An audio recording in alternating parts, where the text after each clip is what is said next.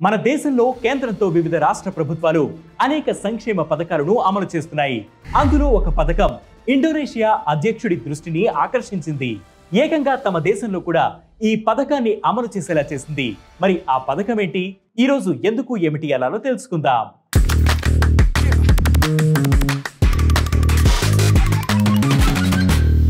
Indonesia అధ్యక్షుడిగా ఎన్నికైన Prabowo సునియాంటో భారతదేశం నుంచి ప్రేరణ పొంది 8.29 కోట్ల మంది పిల్లలకు మధ్యాహ్న భోజన పథకం ప్రారంభించనున్నారు. అధ్యక్షుడిగా ఎన్నికైన ప్రభువో సునియాంటో పరిపాలన 2024 అక్టోబర్ 20న అధికారికంగా ప్రారంభం కానుంది. అదే రోజు ఆయన ఈ పథకాన్ని ప్రారంభిస్తారు. ఎన్నికల మేనిఫెస్టోలోని ఆయన ఈ పథకాన్ని ప్రకటించారు. ఇండోనేషియా పార్లమెంట్ ఇప్పటికే 2025 సంవత్సరానికి గాను $237 బిలియన్ బడ్జెట్ ను ఆమోదించింది. అందులో మధ్యాహ్న భోజన పథకానికి $4.4 బిలియన్ కేటాయించారు.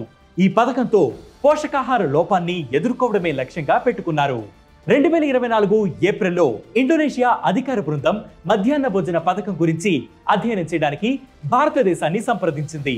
గత 2 దశాబ్దాలుగా పోషకాహార లోపాన్ని పరిష్కరించడంలో, స్కూల్ అటెండెన్స్ రేట్ పెంచడంలో ఈ పథకం కీలక పాత్ర పోషించినట్లు నిర్ధారించుకొని తమ దేశంలో కూడా దీనిని అమలు చేయాలని నిర్ణయించింది. ఈ కార్యక్రమం కోట్ల మంది ఇండోనేషియా పిల్లల జీవితాలపై శాశ్వత ప్రభావాన్ని చూపే అవకాశం ఉంది.